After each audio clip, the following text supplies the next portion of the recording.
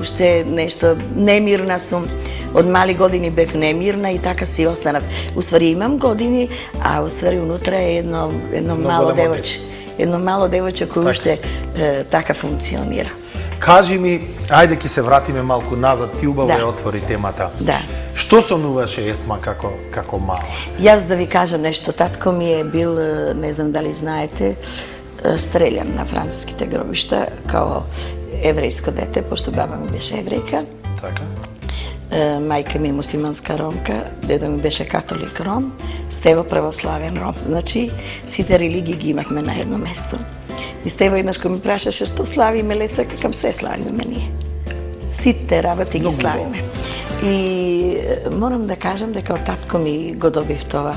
Он знаеше многу убави приказни да зборува, бајки убави. И тоа со цареви, со кралеви, со принцези, со ово. И со еден убав крај, секој една приказна беше, малце зборување па пеење, малце зборување, пеење, кој некој музикол ни правеше дома на сите деца зимски период. Веројатно од таму имаш и повлечено тој генетски код. Имам повлечено од татко ми тоа, да го засакам, да ја засакам многу уметноста. Јас као дете идев, носев млеко од 9 години, веќе носев млеко и у 9 и у 10 години сум бришала за цело време 4 спрата овие басамаци, нали? Ке ги очистам, ке добијам некој джепарац да имам за кино, за театар да имам и за куклен театар. Тоа многу го сакав да посетувам.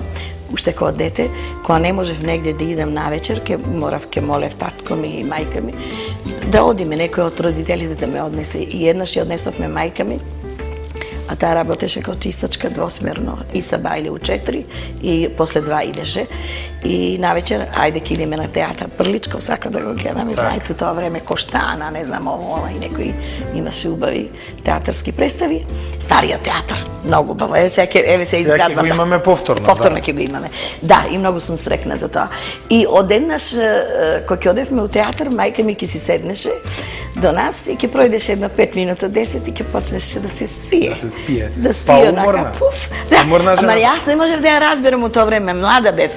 И стално зборев на татко ми, ја нема да дадам пари за нејзе, за карта, да она да може да спие. А татко ми не спиеше никогаш. Али она сакаше, така. А после разбрав, кога пораснав малце, дека управо беше мајка ми, дека 6 деца бевме, сите на школа идевме, не чуваше, не одгледуваше многу добро, не воспитуваше. Имала премногу обврски, но толку многу ве сакала што доаѓала со вас во театар. Да, и после ни се љутеше од тогаш, ја некев никош негде да однесам на некоја си представа и се љутеше, ние ќе побегнеме ја и татко ми. Така, он беше инвалид иначе. Едини остана од тоа стрелјаните од тие 400 кои на француски гробишта беа стрељани. Татко ти преживеа? Он затоа што беше висок 2 метра и 12 сантиметра. Татко ми и не стигнаа да го стрелят према срце или стомак, него на ногата. И 4-5 сати, нали, се бомбардираше тогаш Белград и Скопје. Побегнаа тогаш беа бугарите и германците заедно. Побегна, оставија таа рупа тамо и он го извадија после 5 сати, ама добри гангрена и му ја исекоа десната нога. До кога беше жив? 49, што викат оно, ме виде као многу популарна, ал не доживеа да ме види и као невеста со Стево. Тоа едино не доживеа. Кога имав 20 години умре и Стево од 18 почна да ме проси. Јас тоа го пролонгирав малце, некако не бев за тоа да се мажам за Стево. Викам, има други жени за тебе, не сум ја за тебе, ти си постар од мене. Но на крај мојата фамилија сите го сака, а и... Ама Стево влезе во легендите, заедно со тебе? Не само, он е еден од најдобрите професори на Балканот. Точно. Да видите моите деца како свират, мислам дека тие инструменти не се инструменти, играчки се за нив. Он е човек со едно големо трпение и кој ги учел без пари тие деца сите и сме ги чувале заедно како фамилија, кај нас сме ги чували у нашиот дом како своји деца. Колку деца, колку генерации имаш? 47 деца. 47 деца. Колку рековме внуци? 118. Да може сега татко ти да те види, знаеш колку ќе бил горд? Па, татко татко ми беше и тогаш горд, затоа што му обеќав дека нема да пеам по кафани, дека нема да пеам по свадби, и тоа остана за цел живот. Ја не сум отпеала на некоја за пари у некоја кафана. Дали ти фали она југословенско време? Беше голема звезда и тогаш. Значи сите, јас ги памтам црно-белите телевизиски емисии, сите каде што сум те гледал со Стево. И што е најважно, има ги сачувано. И Словенија има сачувано, имат сачувано 12 години Словенија. Хрватска у 13 години, а после која веќе 6-та година експериментално почна да работи Београд, и од тогаш има сачувано доста емисии со црно-бело.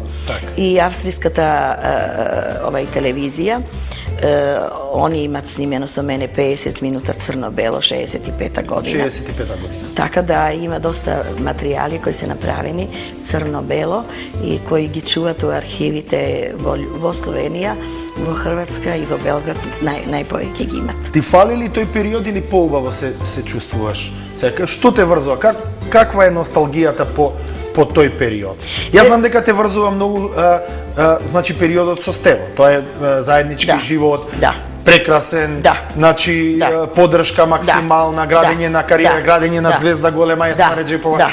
Но што се оние други моменти од тие простори? Беше ли послободно да се? Сега си веќе светска звезда, тогаш беше балканска. Знаете што, јас сум едина од пејачките кога беше несврстаниот блок која се направи во Белград, и едина пејачка која беа тогаш околу близу 90 преседатели повикани од целиот свет, и тогаш беше и Нехру, беше и египетскиот преседател Насер, мислам Тито, Сухарно, овие многу... Сухарто, така? Тоа се најважните личности. Едино јас сум пеела пред него, имав само 13 години, а и Бранко Крсмановиќ, ова фолклорното друштво од Белград. Само ние сме наступиле тогаш пред тој цел скуп. Тито колку пати пееш? Многу пати сум пеела пред Тито. Имаше ли директни контакти со Тито? Многу директни. Затоа што секојаш ми става еден куп цедиња, кога ќе дојде некој председател, да му ги поклонам после секој моје пење. И така и он стално под уста ќе кажеше, сад ќе да искористиш некога опет да пољубиш од преседника. Он тоа ми го викаше, али каже како ќе Стева да реагира сад. Беше таков шармер? Шармер, знаеше да прави некои работи и знаеше многу пати на Бриони. Ни се случи еден ден на едно сабајле. Јас станав сабајле малце порано, малце одозон на островото, и по некоја жаба ќе искочи од оние луѓето, знаеш, и сам ке ми каже добро утро, Есма, и така. И јас се шетам и гледам позади доаѓа еден онака за двојица скуточе кој го возеше он мал по Бриони, и дојде до мене и рече, мала, што ти радиш? Ти не правиш фризуру? Каже, Јованка прави фризуру тамо са... Добро, Јованка, позната по фризурата. Госпоđom Гадафи. Ја викам, ја носим турбан и неću правити овај. Каже, а hoćeš sa mnom? Да се мало прошетамо и да видимо преседника Гадафија, нешто да урадимо нешто. Ајде са мном. И ја се качив заедно, отидовме тамо, гледам еден голем, огромен шатор. Он му покаже еден голем шатор како би бил во пустиња, да може да го продаде, војни шатор, за секаква зелена, она драп браун, да не се осети на пустиња. Маскирани такви шатори огромни. И такви исто големи автобуси кои можеше уствари само дугме притиснеш и ракетата искача и иде дале, разбираш ли? И тогаш заедно ја и он му продаде, тогаш се сеќавам некое оружје, ти е помагала за пустињата, шатори, али убаво средено унутра, све максимално, нешто голем луксус унутра имаше. И кога се враќавме ја и он вика, не, моја Есмице, сви спавају, уживају сад тамо по хотелима и ови они. Само ја и ти сме од јутрос радили. Знаш да ми заслужуваме од данас 2 порции да поедеме. Ово ништо не се радиле. Ми сме данас баш продали нешто. Продадовме тогаш оружје на Гадафи и некои тие работи така. Ова го немаш кажано на друго место? Па... Може би негде. Може би негде сум рекла, да. Ти благодарам. Да. Ти благодарам овие убави моменти што ги споделивме, знаевме дека... Не само тоа, и добивав нота, например, у тоа време тој бившиот југословенски простор, например, бев во Австралија 68 година, 69 година, веќе у јануари добив нотата да сратам обавезно во Бомбај, ке се гради големата лука, каде се тендери ставени Англија, Франција, Немачка и Југославија. И кој ќе ги добие? Тие тендери да се гради една најголемата лука која после у Бомбај. Сега веќе Мумбај. Да, Мумбај го викат, ние го викаме по наше. Бомбај. Бомбај, да. И кога слегов таму, тогаш сознав што треба да биде. Треба да пеам на војници, треба да пеам ова, треба да пеам у некоја фабрика со бела техника од 7-8 хиляди луѓе, треба да пеам, не знам, за поголеми чинови, док не дојде адмиралот на војската цела.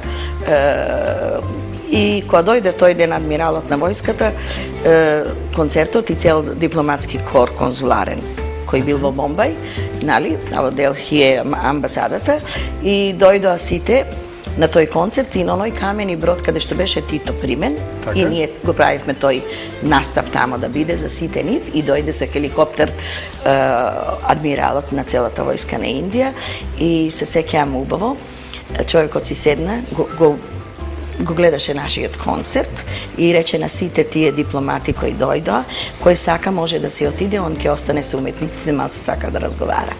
Тогаш дојде човекот и прииде и почна да зборува со мене 69-та година на ромски јазик.